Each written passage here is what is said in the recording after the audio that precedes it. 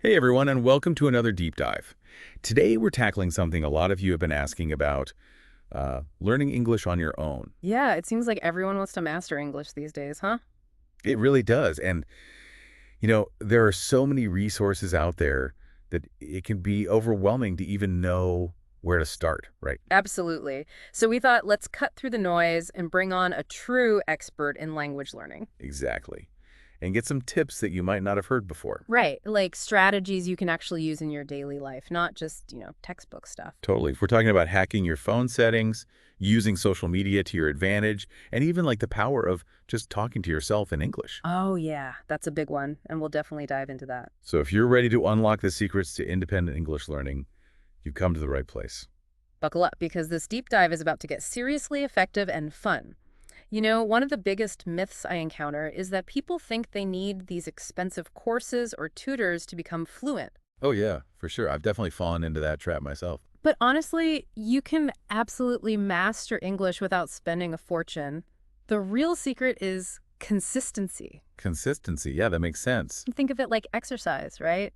Yeah. Short, regular workouts are way more effective than one crazy session a week. So it's about building those English muscles every day, Cool. little by little. Exactly. And the best part is you can actually integrate English practice into your everyday life without it feeling like a chore. Okay, so how do we do that? What are some practical tips for making English a part of our daily routine? Well, let's start with something most of us do every single day, our phones.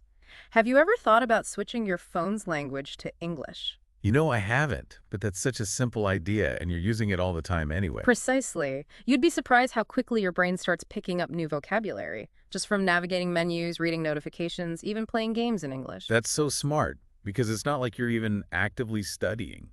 You're just living your life in English. Yeah. Exactly. And the same goes for social media. Scroll through your feed in English, watch videos, follow English-speaking creators. It's like surrounding yourself with the language, even in your downtime. And speaking of downtime, what about watching movies and TV shows? Ooh, I love this one. Because who doesn't love a good movie night? Right. So start by watching things you already enjoy, but put on the English subtitles. As you get more comfortable, switch to English audio with English subtitles. It's like having a built-in pronunciation guide. Exactly. You'll start to connect the written words with the spoken sounds and pick up on those subtle nuances of pronunciation. Okay, that's for listening, but what about reading? Any tips there? Reading is super important. It helps expand your vocabulary and get comfortable with different sentence structures. So where do we start? I mean, should we just grab like the nearest English novel? Well, not necessarily. It's actually better to start with material that's slightly below your current level. Think children's books, graded readers, or even blogs on topics you already love. So like, don't be afraid to start simple, basically. Exactly.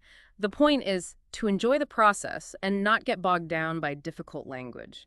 You'll naturally pick up new words and grammar through context as you go. Okay, so we're immersing ourselves passively. Yeah, But at some point, we need to start actually speaking the language, right? absolutely. And this is where a lot of learners get stuck. They're afraid to speak out loud for fear of making mistakes. Oh yeah, I've totally been there. The fear is real. But here's a secret weapon. Talk to yourself in English. Wait, really? Just like narrate my life in English. Exactly. Describe what you're doing, what you see, what you're thinking. Practice ordering coffee or asking for directions. Even just reading aloud from a book or article can help. So it's about getting comfortable with the sounds of English coming out of your own mouth. Precisely. And don't worry about making mistakes. Everyone makes mistakes when they're learning. It's part of the process. But isn't there a risk of reinforcing those mistakes Yeah. if you're just talking to yourself with no feedback? That's a great point. While speaking to yourself is amazing for building fluency and confidence, it's also crucial to get feedback on your pronunciation and grammar. And that's where technology comes in. Oh, technology. Yeah. Yeah, there are so many cool language learning apps and tools out there these days. Exactly. There are AI-powered apps that can analyze your pronunciation and give you personalized feedback. You can even have simulated conversations with AI chatbots. Wow, that's incredible. So you can practice speaking without feeling self-conscious. And you can do it anytime, anywhere. Okay, so we've talked about speaking, but what about listening? Listening is huge. It's how we absorb the rhythms and intonation of a language. Exactly. Find podcasts, audiobooks, YouTube channels with native speakers that you genuinely enjoy. The key is to listen actively, not just have it on in the background, but really focus on the pronunciation, the intonation, the flow of natural speech. So it's not just about the words themselves, but how they're spoken. Precisely. And there's this fantastic technique called shadowing that can really take your listening skills to the next level. Shadowing. Yeah. What's that? It's super simple, but so effective.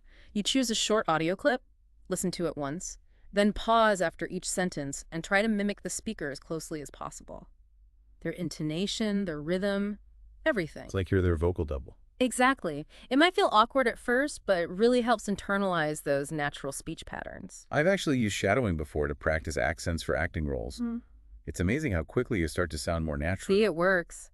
And the best part is you can shadow along to anything you enjoy: songs, podcasts, speeches, even your favorite TV shows. Okay, so we've got speaking and listening covered.